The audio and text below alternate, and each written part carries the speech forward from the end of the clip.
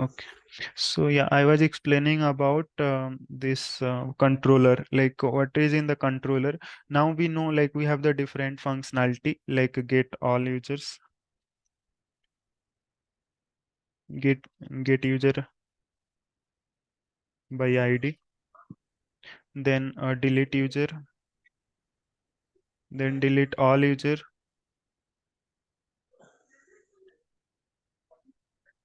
Screen not visible. Arun.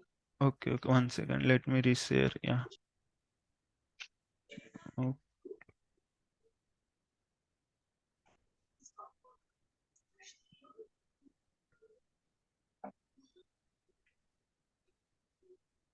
Oh, can you, is the screen visible now?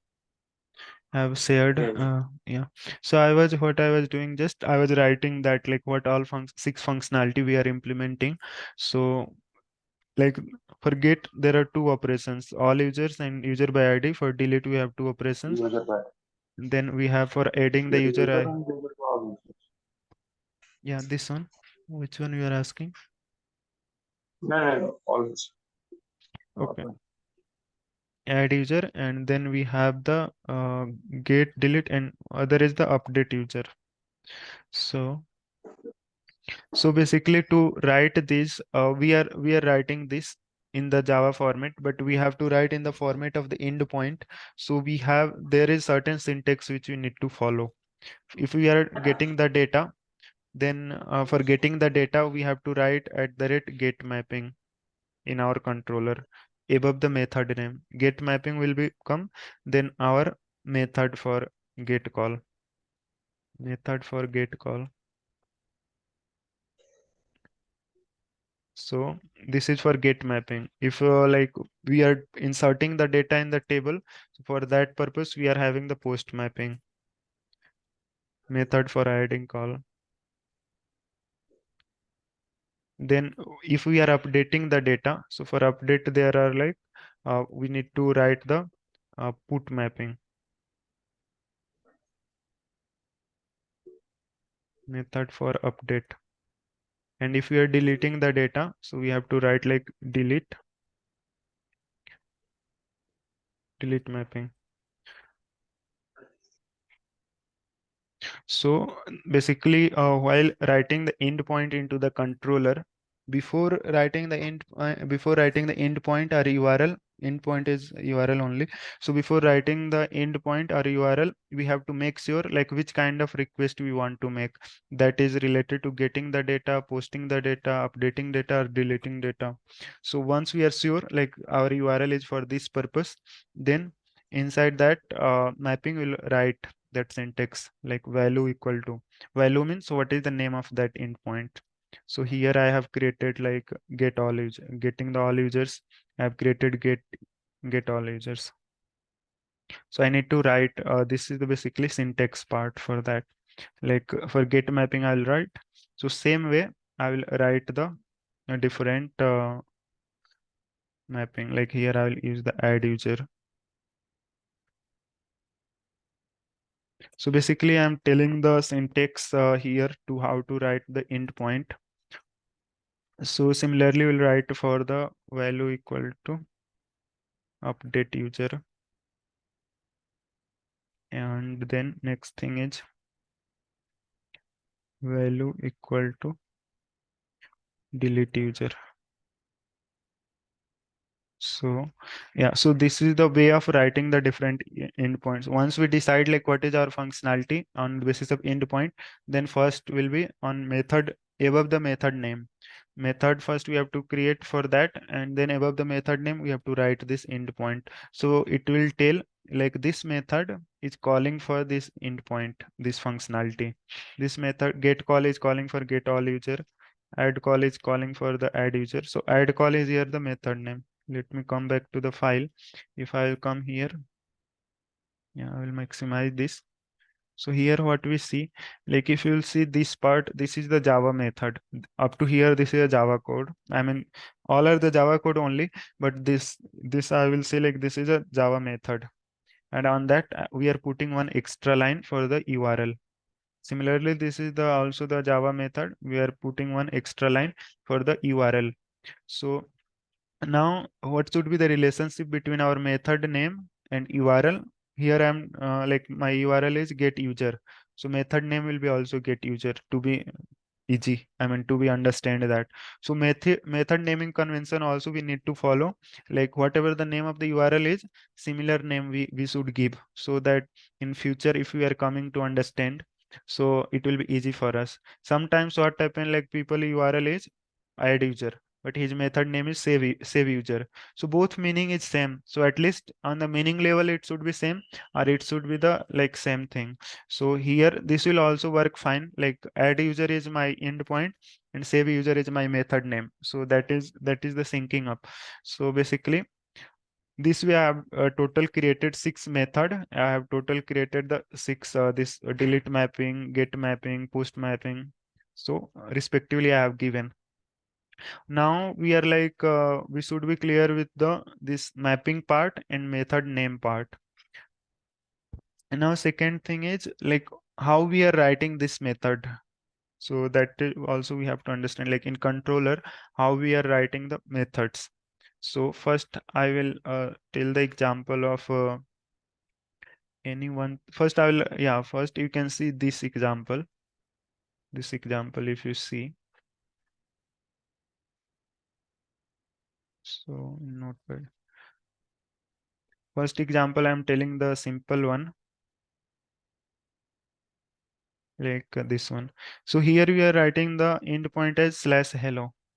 So what I will do, I will go to my here and I will just take the anything here. I will copy this, like control C, just to go there, paste it.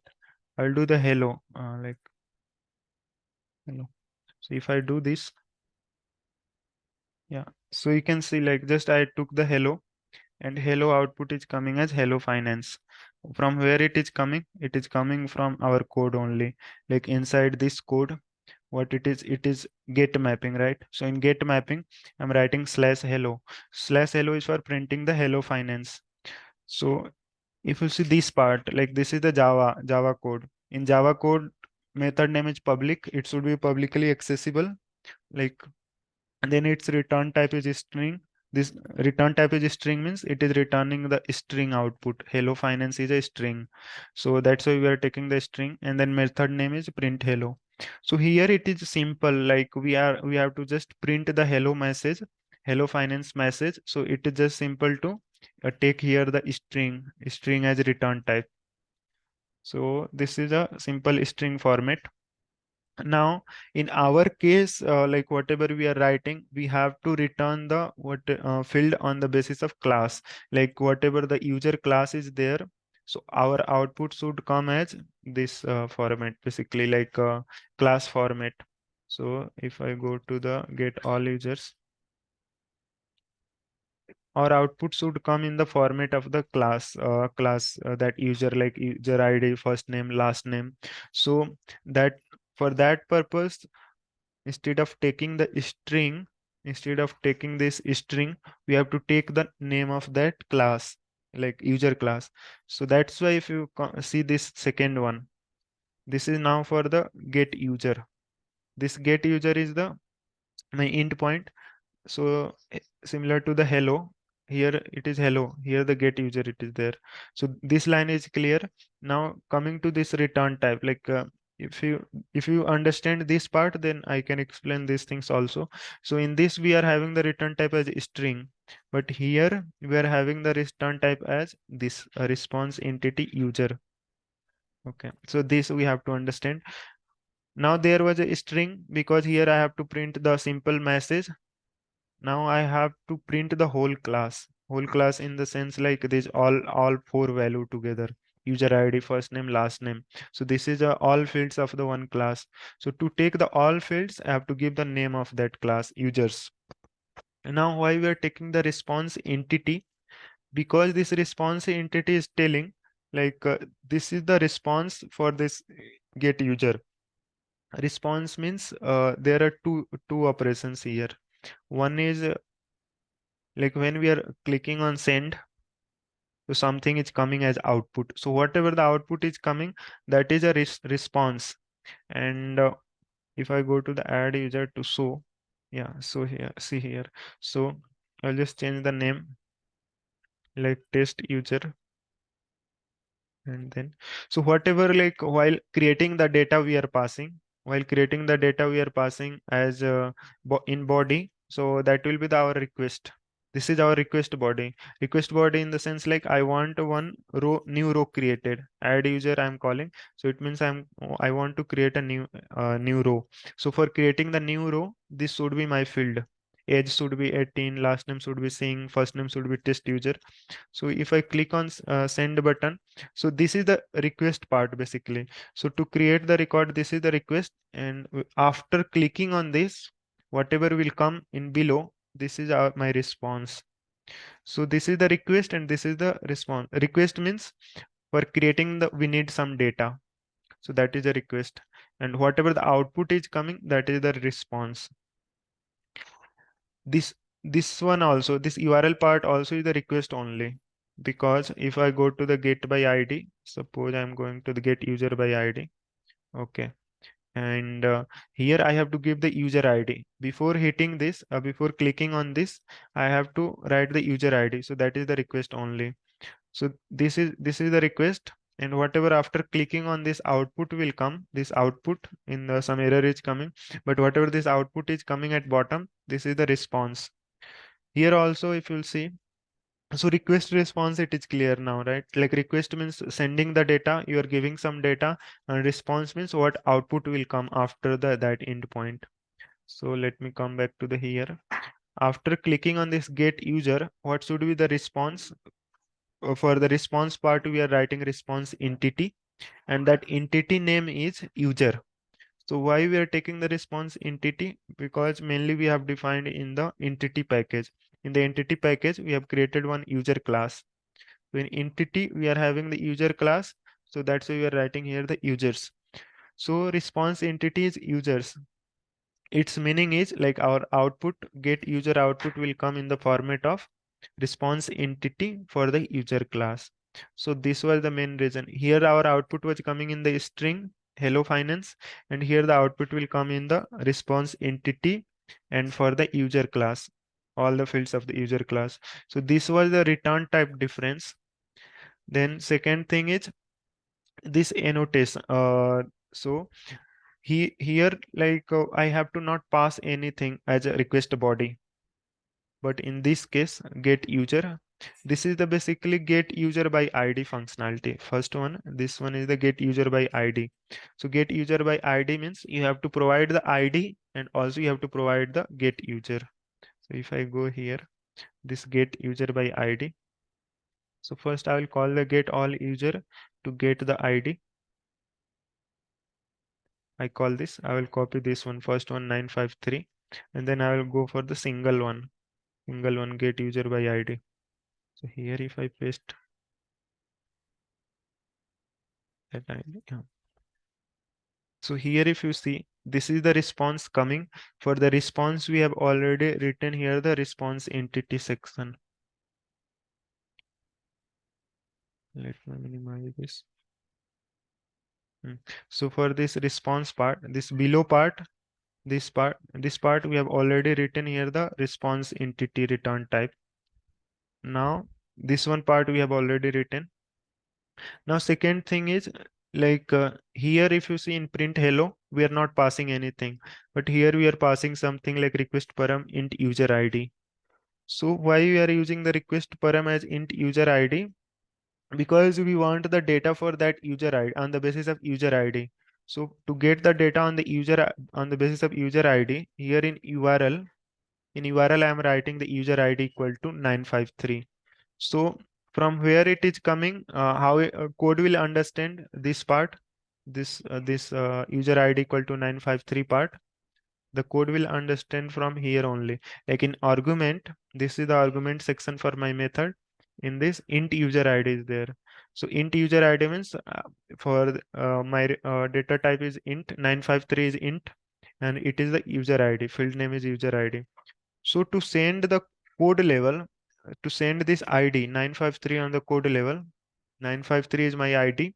To send this ID, to get the data of this ID on the code level, I have to take the argument, and that will be the request parameter. Because why it is the request param? Because in starting only, while requesting first time, I have to give this input. So that's why second thing is request param. So in controller, what we have, like if I have to just explain for controller, we are taking the rest controller. Then second thing is get mapping. And if you are using any parameters, for that we have to use the request param. So request param, and then, so this is the like first line, and this was first line for the simple printing the hello message, and this was first line for creating the class, that user class. So difference between both is like here we are returning the string, here we are returning the response entity user, and then all we have to give one argument also for passing that user ID. So this is the like creating the method. Now, in case of the printing hello, we have to not go to the service layer. We have to not write any logic to print the hello. So we are directly returning here the hello finance, because we have to not write any logic. But for get users, we have to connect to the database, and flow to the connect to the database is first we have to go to the service layer. So service layer, yeah, okay. Just 1 second.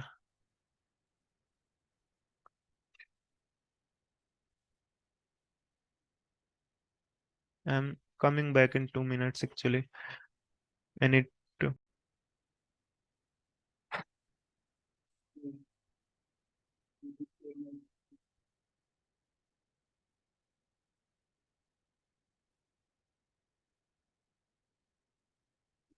Learning about this first method, how to get, how to write the code for get user in the controller layer. For controller layer, for any method, we have to first define like which kind of the response would come. So our response is coming for the users table, users class, basically. So we are writing the response entity users class, and that is method name will be the get user. Then we have also discussed about this what we need to pass the user ID. So how we will pass the user ID with the help of request param. Then next thing is it's called will be go to the service layer. Service layer output will come in the format of आवाज clear नहीं है जहाँ we are writing users user equal to service layer. Why we are writing here users? Because it's a return type in the service layer. If you see public users we are writing. So here the return type is being user. So same thing we have to take here also. Users user equal to service dot get users, and then this output we have to send to the response entity, because our return is the response entity for the user. Hello, Here also return means hello. response entity only. And in that output of whatever the output will come from the service layer, that I have to pass user Arun, pass Arun, because it's the successful response. If some Arun. so there are different status are there. HTTP status dot accepted, bad request, continue created. So basically the status are what it is. I show from here. I go to this postman tool.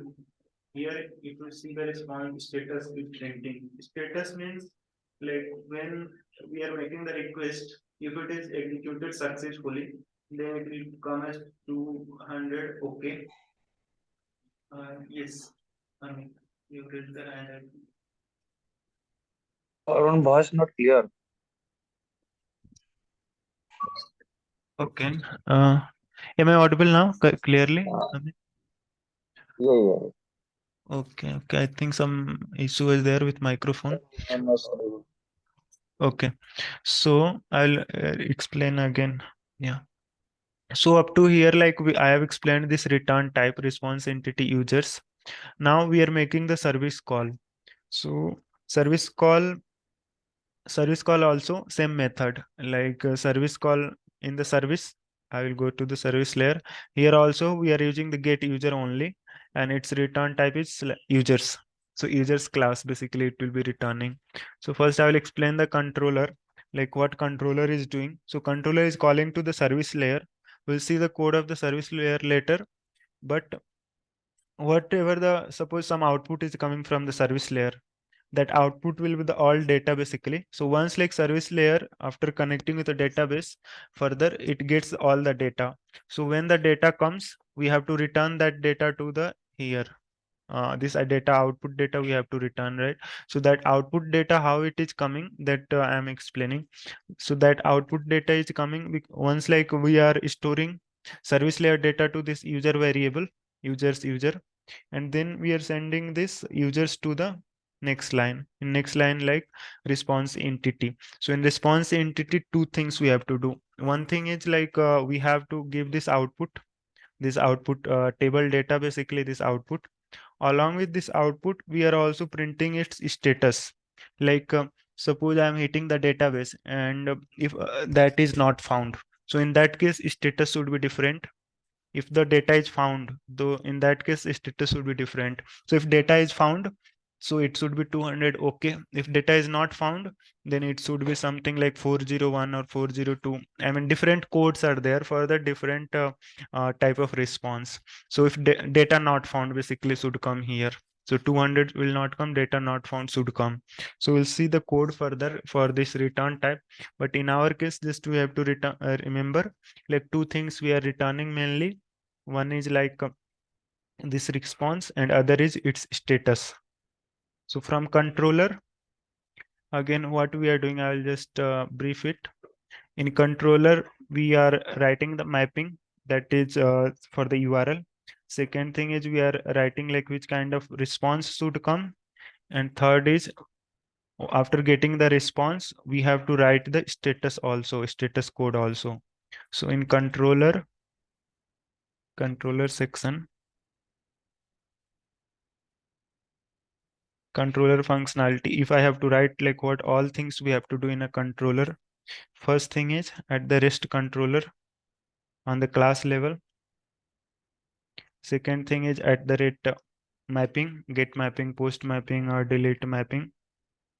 And then here URL value, in value your URL will come, URL.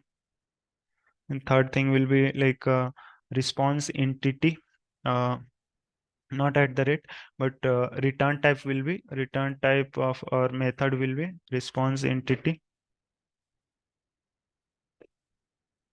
And whatever like table class name, table class, or we can select here we are taking the users. So class or table, I mean class name of the return type. And then last thing is status code. So if I have to write for the single functionality in a controller, so in that case, first create a class with controller name, then put the at the rest controller on top of that, above the class name. Then create one object for service layer. Then use the your endpoint, add the like one new method for that functionality by following this naming convention. And then return type will be the response entity user.